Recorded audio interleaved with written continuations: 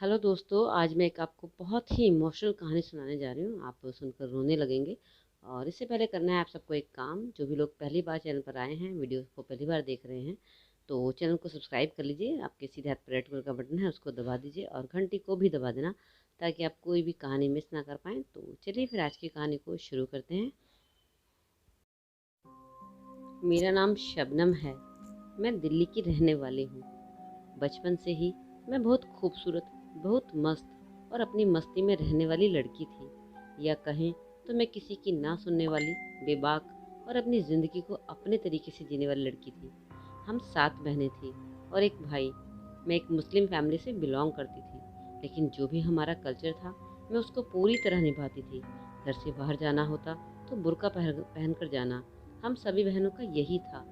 हमारे अब्बू हमारा बहुत ख्याल रखा करते थे।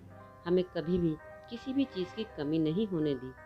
मैं बचपन से ही थोड़ी मोटी थी और रंग मेरा सांवला था। पढ़ाई लिखाई तो हमारी नाम मात्र की ही हुई थी। मैंने बस 10वीं की थी। काश पापा ने मेरी शादी जल्दी ना की होती, तो मैं कुछ और पढ़ी होती, तो मेरी ज़िंदगी में जो हादसा हुआ मेरे साथ ना होता। एक भयानक हादसा जिसे एक लड़की कभी नहीं भूल सकती, जिसने उसकी पूरी ज़िंदगी बर्बाद कर दी थी। जैसे ही मैंने 10वीं पास की, पापा ने मेरी शादी की रट लगा ली, क्योंकि हमारे यहाँ लड़की की शादी बहुत जल्दी कर दी जाती थी। अभी मैं 17 साल की ही थी, तभी मेरे अब्बू ने मेरे लिए लड़का ढूंढना शुरू कर दिया और जल्दी ही मेरे पापा को लड़का मिल भी गया। मेरी उम्र इतनी कम थी कि मुझे ठीक से शादी का मतलब भी नहीं पता था। बस खुश थी कि मुझे कपड़े मिलेंगे, मैं दुल्हन बनूंगी। बस यही सब सोचकर मैं बहुत खुश थी। मेरी शादी मुंबई में तय हो गई। क्योंकि हम 7 बहनें थीं, तो जो अब्बू से बन पड़ा, अब्बू ने मेरी शादी में वह किया।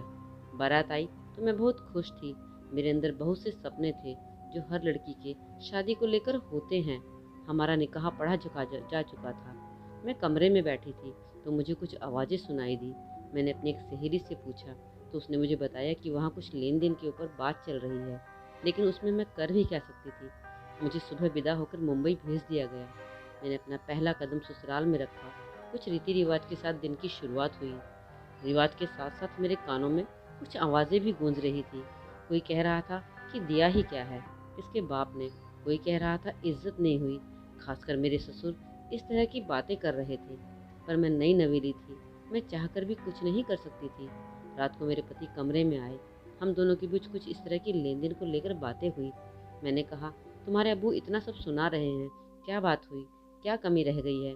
तो उन्होंने कहा, मैं दहेज तो के खिलाफ हूँ, लेकिन एक इज्जत की बात भी होती है। अब्बू का हमारे यहाँ बहुत मान सम्मान है। मैं अपने घर का इकलौता बेटा हूँ। वह भी चाहते थे कि मेरी शादी बड़ी धूमधाम से हो, लेकिन तुम्हारे घर पर ऐसी कोई धूमधाम हमें नहीं दिखाई दी। कल को लोग क्या कहेंगे? लड़की की शादी कैसी जगह की है? कुछ मिला ही नहीं। मतलब कहा जाए तो उन्होंने घुमा फिराकर दहेज की मांग की। शादी को 1 महीना गुजर गया और इन्हीं छोटी छोटी बातों पर कई बार मेरा और मेरे हस्बैंड का झगड़ा हो जाया करता। मेरी सास ससुर मुझे कुछ खास पसंद नहीं किया करते थे, शायद इसलिए कि मैं अपने घर से कुछ ज़्यादा सामान नहीं लाई थी। मैं देखने में इतनी खूबसूरत भी नहीं थी। धीरे धीरे मेरे और मेरे पति के बीच झगड़े बढ़ते गए। इसी बीच मैं प्रेग्नेंट हो गई और पूरे 9 महीने बाद मैंने एक बेटी को जन्म दिया। बेटी का जन्म होते ही पता नहीं मेरे पति को क्या हो गया, उसे देखने तक नहीं आए। मुझे लगा कोई बात नहीं, लड़की हुई है इसलिए शायद थोड़ा मूड खराब है, ठीक हो जाएंगे। बच्चे को चलता फिरता देखेंगे, बात करते देखेंगे तो ठीक हो जाएंगे। और ऐसा हुआ भी। जब बेटी बोलने लगी, थोड़ा हंसने लगी, तो उनका मन थोड़ी उसकी तरफ खिंचा। वह उसे प्यार भी किया करते थे, लेकिन जैसे मियाँ बीवी में बननी चाहिए वैसे हम दोनों में नहीं बना करती थी। घर में आजकल खर्चे को लेकर दिक्कत होने लगी थी। उन्होंने भी काम छोड़ दिया था। उन्होंने मुझे यहाँ तक कह दिया था कि अपना खर्चा खुद झेलो। इसी बीच मैंने घर बैठे काम शुरू किया। वह कुछ प्लास्टिक के बर्तनों की पैकिंग करनी होती थी। मैं उससे थोड़ा बहुत पैसा कमाने लगी और अपने घर खर्चे में उनकी मदद करने लगी, लेकिन वह मुझसे कहाँ खुश होने वाले थे। इसी बीच में दूसरी बार प्रेग्नेंट हो गई और दूसरी बार भी मुझे लड़की हुई। अब तो जैसे पूरे घर वालों का व्यवहार मेरी तरफ से बदल गया था। कोई भी मुझसे प्यार से बात नहीं करता था। पति से तो मेरी पूरी तरह बिगड़ चुकी थी। रात दिन घर में कलेश होता था। मेरे पति दोनों लड़की से बिल्कुल भी बात नहीं किया करते थे। इसी के चलते मैंने एक और काम ज्वाइन किया। वह कुछ हर्बल प्रोडक्ट का काम था। जो कि मुझे ऑनलाइन करना था, और वो कुछ ऐसे प्रोडक्ट थे जिनके लिए उसका प्रूफ दिखाना ज़रूरी था। इस वजह से मैंने अपनी बॉडी पर थोड़ा ध्यान देना शुरू किया। मैं रोज़ पार्क जाने लगी, सुबह जल्दी उठने लगी, घर में भी एक्सरसाइज करने लगी ताकि मैं थोड़ी पतली हो सकूं, ताकि मैं लोगों को प्रूफ दिखा सकूं। बिजनेस में होता भी है, अगर हम रिजल्ट नहीं दिखाएंगे तो हमारे प्रोडक्ट कौन खरीदेगा। तो मैंने प्रोडक्ट के साथ साथ मेहनत भी करी, और अपने शरीर पर, अपनी बॉडी पर धीरे धीरे मेरा शरीर थोड़ा पतला हो रहा था। यह सब देखकर मेरे पति को लगने लगा कि मेरा कहीं किसी और से बाहर रिश्ता जुड़ गया है, और मैं उनसे मिलने पार्क जाया करती हूँ, और इसी वजह से अपने शरीर को सुंदर बनाने की कोशिश कर रही हूँ। शायद उनकी ईगो हर्ट होने लगी थी। मुझे कहने लगे, आजकल क्या बात है, तुम रोज़ पार्क जाती हो, एक्सरसाइज करती हो। लेकिन मैंने उनको समझाया कि ये मेरे काम की ज़रूरत है। मेरे काम को लेकर भी बहुत ज़्यादा घर में झगड़ा होने लगे। झगड़ों के बीच एक दिन मैंने उनसे कह दिया कि तुम मुझे मेरी ज़िंदगी नहीं जीने देते, मुझे मेरे तरीके से नहीं जीने देते। जब मैं मोटी थी, सांवली थी, तब तुम मुझे पसंद नहीं करते थे, और अब मैंने अपने आप को संवार लिया है, अपने पर ध्यान देने लगी हूँ, तो तुम मुझ पर शक करते हो, मेरे काम पर शक करते हो। मुझे नहीं पता था उनको ये मेरी बात बहुत ज़्यादा बुरी लगेगी, उनकी ईगो हर्ट होगी। मैंने इस बात को बहुत नॉर्मल लिया था, क्योंकि रोज़ इस तरह के झगड़ा हुआ करते थे। लेकिन शायद ऐसा नहीं था। इतना सुनकर वह गुस्से में कमरे से निकल गया था। मैं उसका इंतज़ार करती रही, लेकिन काफ़ी रात हो चुकी थी, वह नहीं आया। मैं नहीं जानती थी कि वह रात मेरे लिए कितनी भयानक होने वाली थी। मैं नहीं जानती थी इतनी छोटी सी बात को लेकर वह मेरी पूरी ज़िंदगी बर्बाद कर देगा। और फिर उसका इंतज़ार करते करते ना जाने मेरी कब आँख लग गई। रात के 12:30 बज रहे थे। मैं अपने कमरे में सो रही थी। मेरी बच्चियाँ भी मेरे पास ही थी। तभी अचानक एक ऐसा हादसा मेरे साथ हुआ जिसे मैं अपनी पूरी ज़िंदगी नहीं भूल पाई। एक ऐसा भयानक हादसा जिसने मेरी सुंदरता, मेरे वजूद को बिगाड़ कर रख दिया।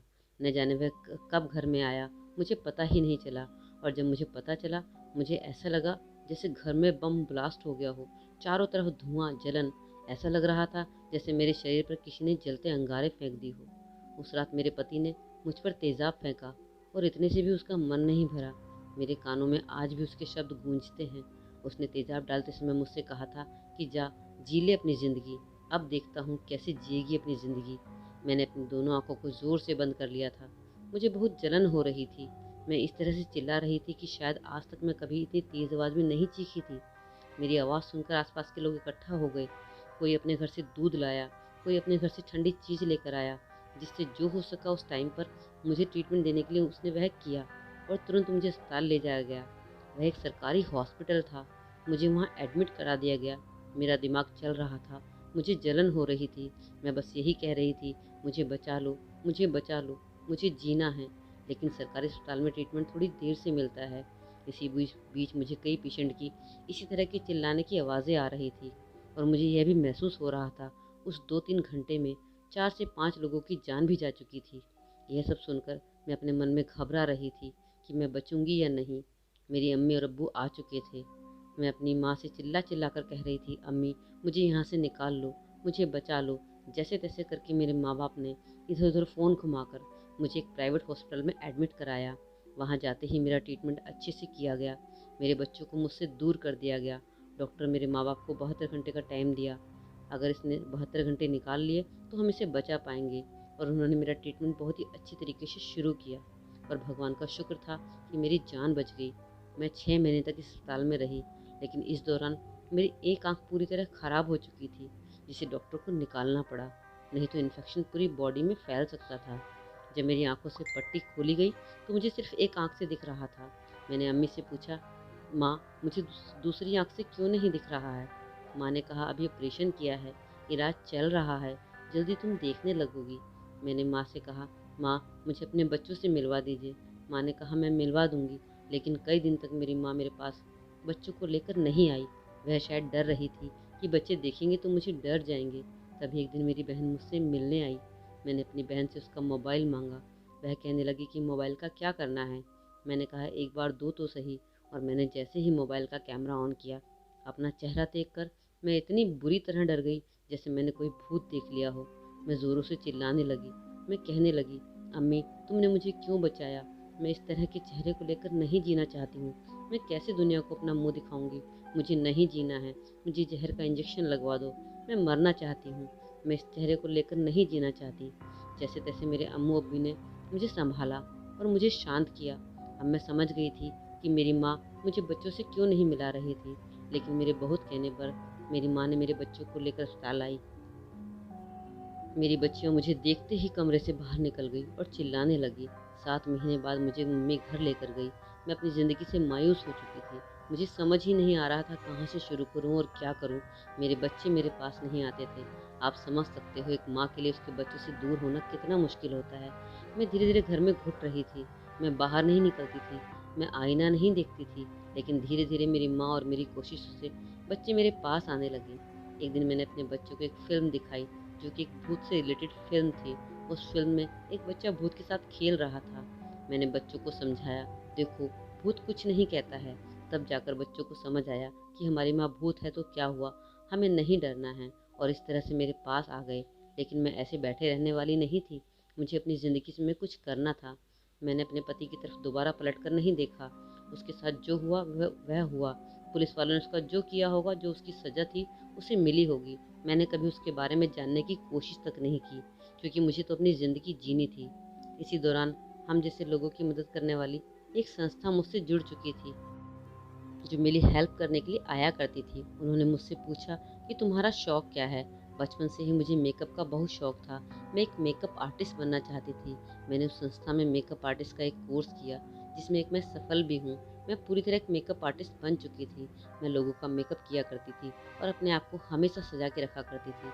मेरा हौसला बढ़ने लगा था। अब मुझे ज़िंदगी से प्यार होने लगा था। आज मैं एसिड सर्वाइवर लड़कियों की काउंसलिंग भी करती हूँ। उनमें हिम्मत भरती हूँ जीने के लिए, आगे बढ़ने की प्रेरणा देती हूँ। ज़िंदगी ख़त्म नहीं हुई है। मेरे बच्चे मुझे प्यार करने लगे थे। मुझे भी ज़िंदगी से प्यार होने लगा था। इस सब में सोशल मीडिया का साथ भी मुझे खूब मिला। आज मैं सोशल मीडिया पर अपनी मेकअप की फ़ोटो डालती हूँ। मुझे सोशल मीडिया से भी काफ़ी इनकम होती है। मैंने अपने आप को स्टैंड किया है। मैंने अपने आप को बनाया, अपने बच्चों की ज़िंदगी बनाई। आज मुझसे बहुत लोग जुड़े हैं और मुझसे इंस्पिरेशन लेते हैं। मैं उन लड़कियों को हिम्मत देना चाहूँगी जो डर कर बैठ जाती हैं या आत्महत्या कर लेती हैं, जो जीने की इच्छा खो देती हैं। ज़िंदगी एक बार मिलती है, ज़िंदगी को खुलकर जियो। तो दोस्तों, आज की कहानी आपको कैसी लगी ज़रूर कमेंट सेक्शन में कमेंट छोड़िएगा और अपनी राय भी बताइएगा कि कहानी में आपको क्या अच्छा लगा, क्या नेगेटिव लगा, क्या पॉजिटिव लगा, ज़रूर बताइएगा। तो चलिए फिर एक नई कहानी के साथ मिलते हैं अगले वीडियो में। तब तक के लिए आप सब अपना ख्याल रखें। मिलते हैं अगली कहानी में। Bye bye.